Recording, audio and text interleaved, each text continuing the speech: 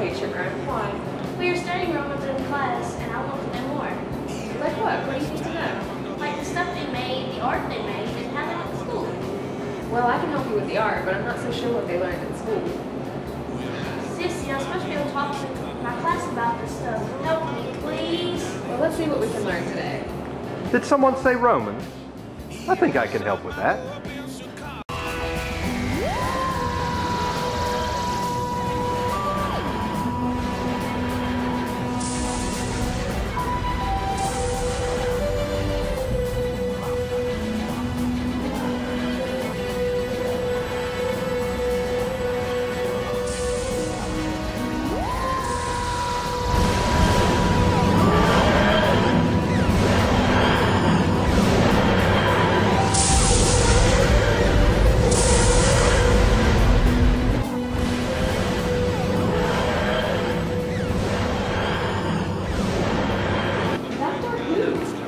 Just the doctor, expert in all things Roman, certified right here by your President Obama. Do you know the best place in the world? Where? Libraries, full of books, full of knowledge. And knowledge is the best weapon. Exactly. If you two would care to join me, my library is just down the block. What do you think, buddy? Want to go to the library? Heck yeah, let's go. What are we waiting for? LOMC! LOZ, what this kid? Roman education was available in some form for most people. Citizens, freedmen, and slaves all had an opportunity to gain an education. Education, for the most part, was focused on mathematics, grammar, and rhetoric. My old friend Juvenal once told me that he lay awake at night brooding over the fact that even the women of his day could take part in intelligent discussions of literature. This demonstrates that almost everyone could gain an education in ancient Rome. In fact, many of the educated positions in ancient Rome were held by servants, bookkeepers, secretaries, and in some cases even doctors were most often slaves or freedmen. Bankers and teachers were most often former slaves of their employers. Slaves, as young boys, were given a quite formal education in schools specifically for boys of their station. These schools, called pedagogia, and supervised by a pedagogue or advisor, served two purposes. First, they trained young boys in the various subjects they would need later in life: grammar, rhetoric, literature, and arithmetic. Secondly, while learning their scholarly subjects, they also learned practical skills, being trained to serve as pages. The boys were taught to serve properly, attending their masters and his guests at dinner parties and social gatherings. When guests arrived at the house, slaves were dismissed from their studies and took their places as attendants, with their teachers serving as their director. These teachers were chosen from the older slaves, both to get them out of the way when they could no longer serve as a page, and to make them more valuable as property, now having the skill to teach as well. It was not uncommon for a page, either due to great academic promise or a homely appearance, to skip the usual service as a page. Either way, regardless of whether or not a boy served as a page, students learned to read and write Latin and Greek, and learned the necessary mathematics to allow them to handle the finances of rich provinces. These standard courses were designed to teach the students that they needed to succeed in writing, speaking, and other areas as well. Those who showed promise might even be trained as doctors. In fact, most of the important household functions would require a high degree of literacy and a practical knowledge of arithmetic. These pedagogia served often as primary schools where young boys would learn the basics of arithmetic, grammar, rhetoric, and both Latin and Greek. For the upper class, there were advanced schools where one could study rhetoric in preparation to be an orator, study medicine, and so on. Slaves were given a proper education in order to prepare them for citizenship. It was a common practice for owners to grant their slaves freedom or to make them freed men when they reached the proper age and had shown merit in their service. With the strength of Roman society depending upon its citizens, the practice of educating a slave was not only to benefit the slave and his owner, but to benefit society as well. for those students who came from the working population and who did not have a pedagogue competent enough to teach them, education was available in primary schools. These schools focused more on Latin than on proficiency in Greek. The early years, both in primary schools and when studying under a pedagogue, were based on a logical progression from learning letters and syllables to forming words into sentences and then into passages, just as children are taught today. This system was borrowed from the Greeks and has proven quite proficient throughout the ages. Both in the education of slaves and in the education of citizens, rhetoric and grammar were of high importance.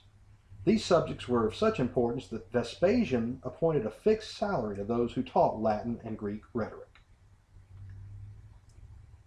Perhaps one of the most well-known teachers of Latin rhetoric known today is Quintilian. Quintilian was a teacher of Pliny the Elder and was well respected by Juvenal. Quintilian saw education as preparing a man to be an orator, or one fit for administering public and private business and worthy of providing counsel to guide cities. Quintilian felt that education fell into two parts, the first being concerned with the basics of letters, verse, conjugation, and so forth, and the second dealing with the correctness in speech and writing.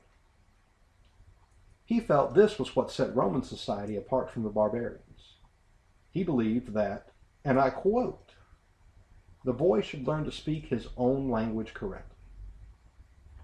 Quintilian stressed that the various sound values of letters should be taught to ensure correct pronunciation, spelling, and usage. The study of grammar and pronunciation led the student to the study of various Latin and Greek texts. They studied both the syntax and the form of the words and worked on reading aloud and reciting poetry. Good oratory skills were essential, particularly to the upper classes, who often sought to find themselves in positions of authority, such as political office. Thus, the student naturally progressed into the study of rhetoric. When combined with oratory skills, the ability to rhetorically communicate with large groups formed the foundation upon which public leaders could be built. The education received by slaves and working-class citizens was by no means as thorough as that received by the nobles who could afford private tutors. But through the various subjects studied and the availability of an education to all Romans, we can see the importance of education in ancient Roman society.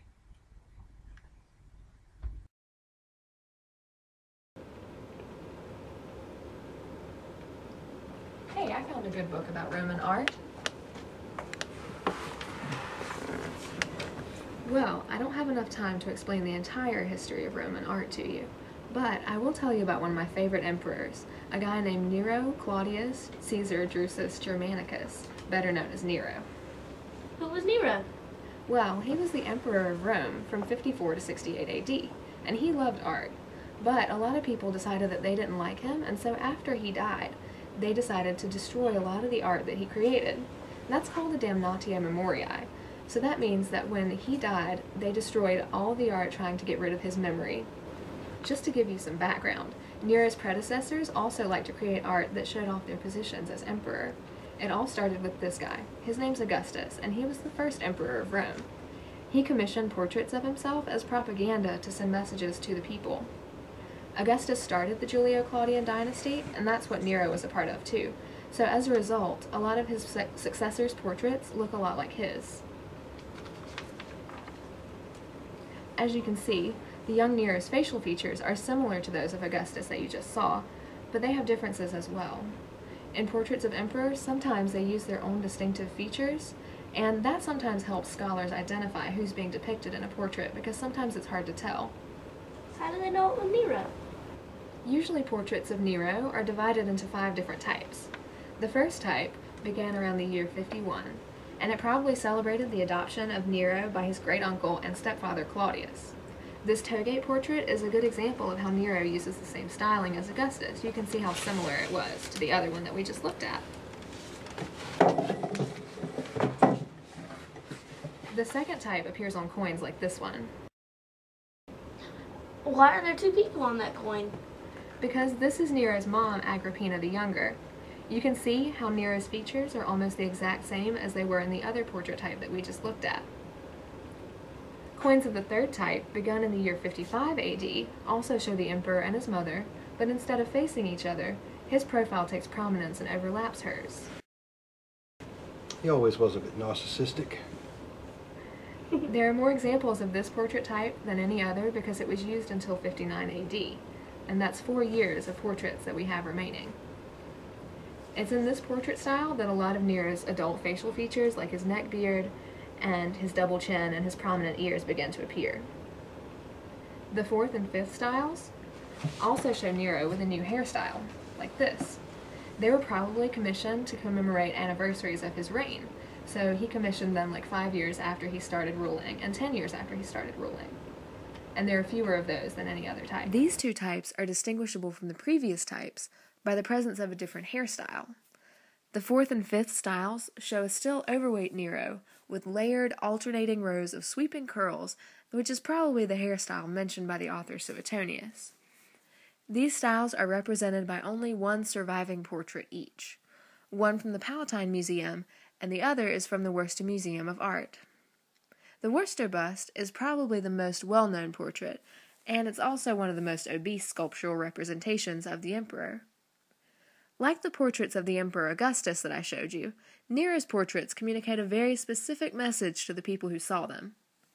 Some scholars have suggested that the overweight portrayal of Nero sought to reiterate the wealth which allowed him to spend so much on art and food and palaces and all that, and that anyone who viewed these sculptures would have recognized the message within the piece. Another interesting tidbit is this portrait head from Cagliari. This piece gives us evidence from the archaeological record that a recarving campaign may have actually occurred during the later years of Nero's reign. This piece is believed to belong originally to the second portrait type that I've already told you about, but it was recarved with a new hairstyle and a diadem and aegis were added. Even though there are no surviving portraits of Nero in costume, these attributes coincide with representations of the 5th type of portraits on coins. It is known that sometime after 64 AD, Nero actually adopted these symbols as his personal attributes because they were symbols of divinity. So that's Nero's portraits in a nutshell. Any questions? What kind of education did Nero have? I don't really know. I've not studied education. You know, I may be able to find someone to help. Thanks. Back in a moment. Excuse me, ma'am. Yes. I was wondering if you could help us out upstairs for a moment. Well, I'm having some computer problems. Your problems? I'm the computer doctor.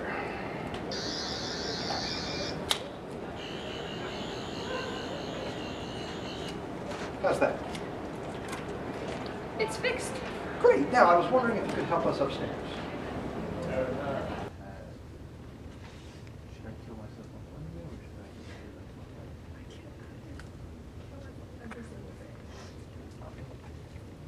Emperor Nero's education is an important example for the type of schooling received by members of the upper class. His education demonstrates a complete cycle of training because it was intended to prepare him for leadership, and he did successfully become emperor.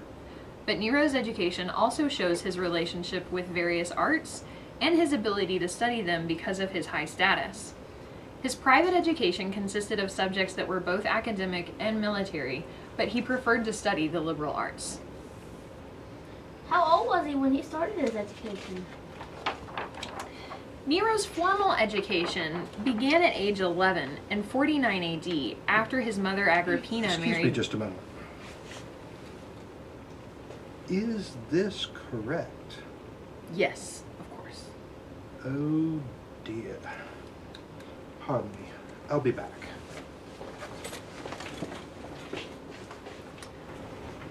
Anyways, he was educated in some fashion from the early age of 3. At that time, his mother had been banished, and Nero lived with his aunt. His 2 pedagogi or teachers were a dancer and a barber. After that, Nero had approximately 7 tutors. 3 of them were Stoic philosophers, even though his mother didn't want him to study that subject. Who were the most important tutors?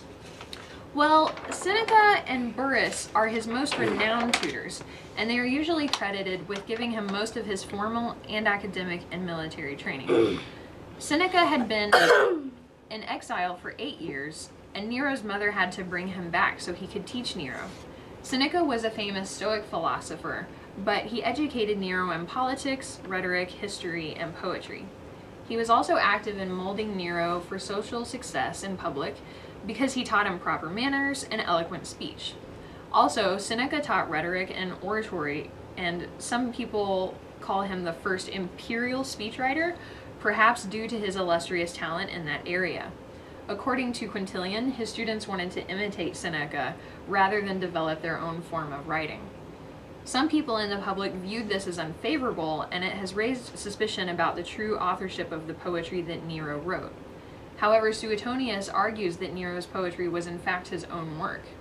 Anyways, more importantly, Seneca primed the Senate to receive Nero as the emperor. Who was Burrus? Burrus was not only one of Nero's tutors, but in 51 AD he was the praetorian prefect. His purpose in Nero's training was to provide military education, which included familiarizing Nero with the roles and functions of the military. Burrus also acquainted Nero with the Praetorian Guard for smooth succession when it was time for him to become emperor. Burrus's teaching is usually described as being more strict than Seneca's, which is logical because Burrus was well known as a soldier, so he used military discipline to shape Nero's education.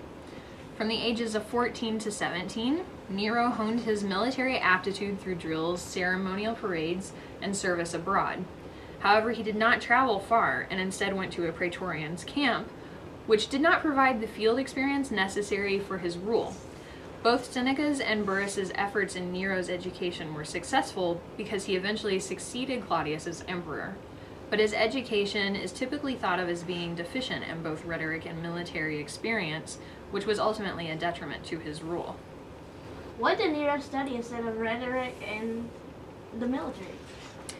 Well, Nero really preferred to spend time learning the arts. It is possible that Seneca's lenient teaching style and liberal program allowed Nero to explore the arts. Tacitus and Suetonius both wrote about Nero's interest in the study of liberal arts, which included poetry, sculpting, painting, singing, and practicing music. However, Nero was never formally trained in most of these areas, and so he was probably self-taught. If anything, he may have received some training in music after he became emperor. Terpnus, a master lyre musician, played at Nero's palace. Eventually, it appears that Nero began to practice the lyre as well, and he took great measures to care for his voice, which was an imitation of other musicians. His interest in pursuing various arts carried into his adulthood and his reign. Soon after he began to play the lyre and sing, he started to perform on stage, but only for close, intimate performances among friends. Well, that makes sense, because I know that in the Roman period, it was really kind of uncool for an emperor to be on stage because performers on stage were lower than slaves. So I'm sure that Nero didn't want to be on stage and be viewed that way. That is true to an extent, but eventually he debuted on public stage in Naples, and he requested a large Alexandrian audience to be present because he approved of the quality of their applause. He also entered in a contest for lyre playing, and he began to practice acting in tragedies with professional actors. However, the public support of Nero's performances may have been forced because of his political and social status and his craze for popularity. But it is clear that the study of and the production of various arts were important to Nero, and they played an important role in his life from a young age until the end of his rule. So on Monday, you can go and tell your class that you learned about the education of Nero and how it differed from the education of the general public. Nero learned the liberal arts, which allowed him to separate himself from the general public and demonstrate his authority and his superiority as emperor. Jelly baby. What happened to you? Nothing. Jelly baby. Oh. Sorry. So, Doctor, where did you go when you left us? Just a little something I had to take care of.